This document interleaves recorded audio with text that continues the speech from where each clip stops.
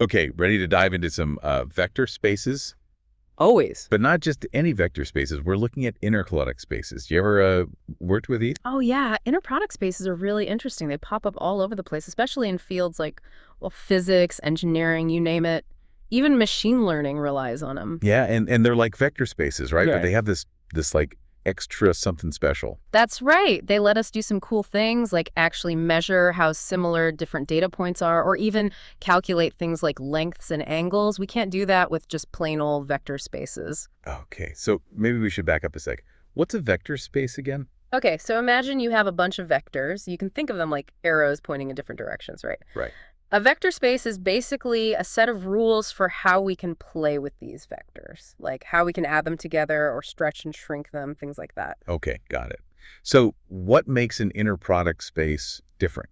Like what's that extra ingredient that makes them so special? It's all about this special function that we add to the mix. It's called, you guessed it, the inner product. Okay. Basically, the inner product takes two vectors and it spits out a single number. It kind of tells you how much those two vectors are aligned. So it's not just about the vectors themselves, but their relationship to each other. Exactly. Think of it like measuring how much two arrows overlap, or if they're pointing in similar directions. That makes sense. But I'm guessing there are rules about how this inner product works, right? It can't just be any random calculation. Absolutely. It's not just some free-for-all. There are a few ground rules, we call them axioms, that kind of make sure the inner product behaves in a way that makes sense, mathematically speaking. Gotcha. So what are these axioms? Okay, so one of them is linearity, Okay. which basically means that the inner product plays nicely with addition and scaling. So it follows the normal rules of algebra.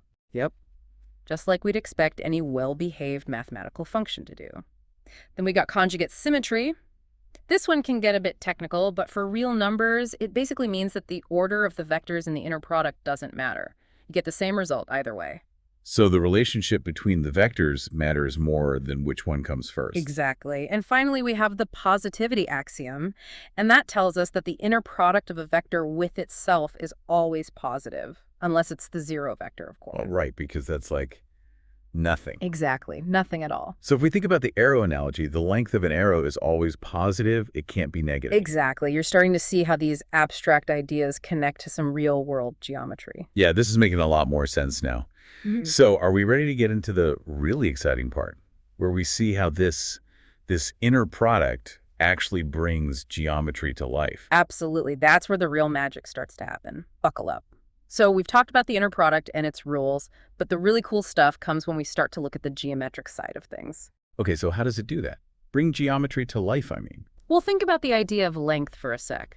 Like in the real world, we can easily measure the length of something, right? Like a table or the distance between 2 points. Yeah, we just grab a ruler or a tape measure. Exactly.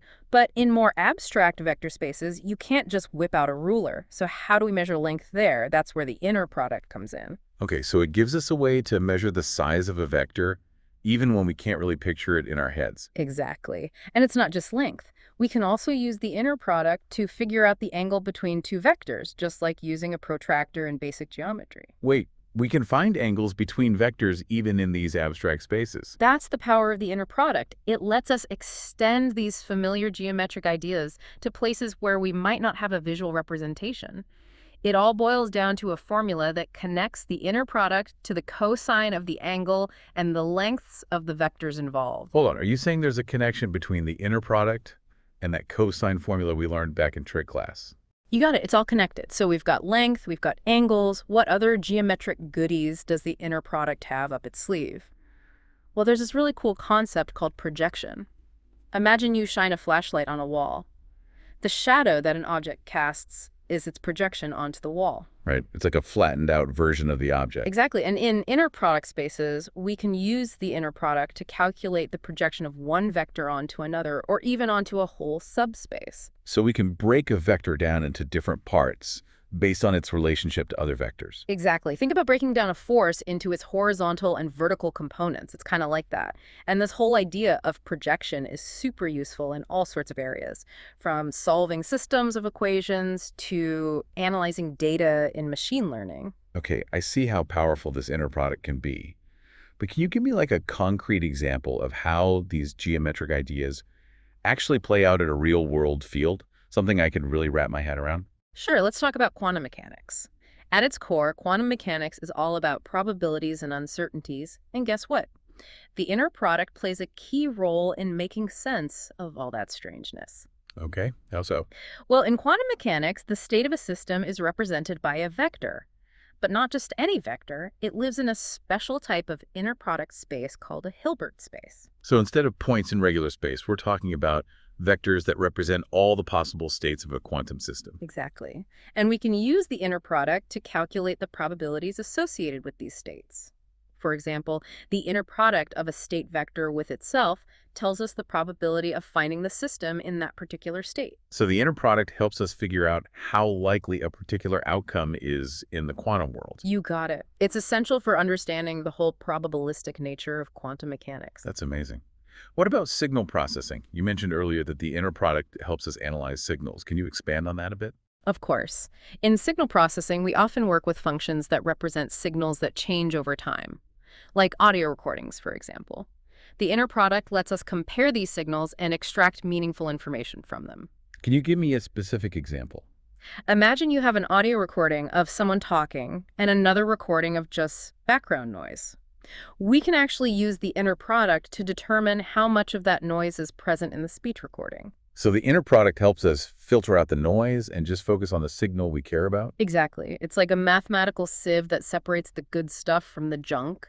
And the same principle is used in all sorts of areas, like noise reduction, image enhancement, all that good stuff. Wow, this inner product is pretty amazing. It's like the secret sauce behind so many different technologies and scientific breakthroughs. It's everywhere once you start looking for it. And the more we dig into these inner product spaces, the more we realize just how powerful and far-reaching they really are.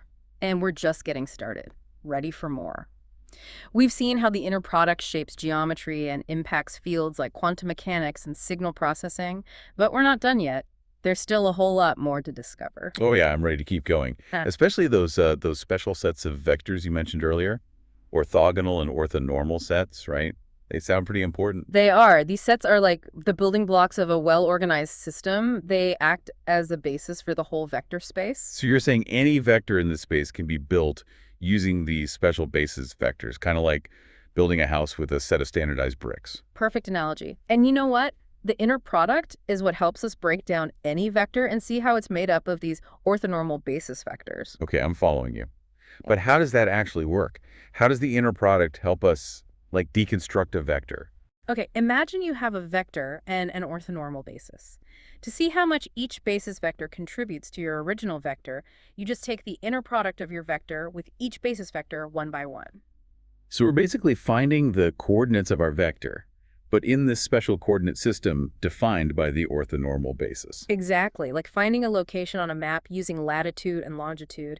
And this whole process of expressing a vector in terms of an orthonormal basis, it's incredibly useful in so many different applications. I can imagine. Can you give me a real-world example? Sure, think about image compression. We can represent a digital image as a vector in a really high-dimensional space, but storing all the individual components of that vector would take up tons of memory. Right, that's why we need image compression. Exactly. And some of those compression techniques actually rely on finding a really clever orthonormal basis for the image space, one where most of the important visual information is packed into just a few basis vectors. Then we can just toss out the contributions from the less important ones. So we're basically trimming the fat, focusing on the most important parts of the image so we can make the file size smaller without losing too much quality. That's the idea. It's all thanks to the inner product and using those orthonormal bases in a really smart way. Wow, I'm seeing the inner product everywhere now. We started with geometry, then went to quantum mechanics, signal processing, and now image compression, all from this one seemingly simple function. It really highlights how powerful math can be, how it connects all these different areas. But honestly, we've only scratched the surface of inner product spaces. There's still so much more out there. Okay, now you've really got me curious. What else is there to explore? Well, one thing we could look at is situations where our usual inner product just doesn't cut it. There are spaces where our regular ideas of length and angle don't really sight. Can you give me an example? Like, what kind of spaces would need a different kind of inner product? Imagine we're dealing with data points that represent, say, text documents. We might want to compare these documents and see how similar they are based on their content. But how do you even define the length of a document or the angle between two documents? Yeah, those geometric ideas don't really make sense in that context. Exactly. So we need a different kind of inner product, something that captures the idea of semantic similarity between those documents. And that's where things get really interesting. It opens up a whole new world of generalized inner product spaces, each one tailored to a specific type of data and relationship. So we can tweak and modify the idea of the inner product, creating custom tools for different situations, like having a whole toolbox full of specialized mathematical instruments. Exactly. The possibilities are pretty much endless. We could even go beyond vectors and start thinking about how to compare and analyze things we wouldn't normally think of as vectors at all, like ideas, melodies, maybe even emotions. Wow, that's mind-blowing. It gives us a whole new way to look at how we analyze and understand the world. I'll definitely be thinking about those generalized inner product spaces. Thanks for taking me on this incredible journey through the world of mathematics. It's been truly eye-opening. The pleasure was all mine. And remember, the exploration never really stops. There's always more to discover and new connections to be made. Keep that curiosity alive.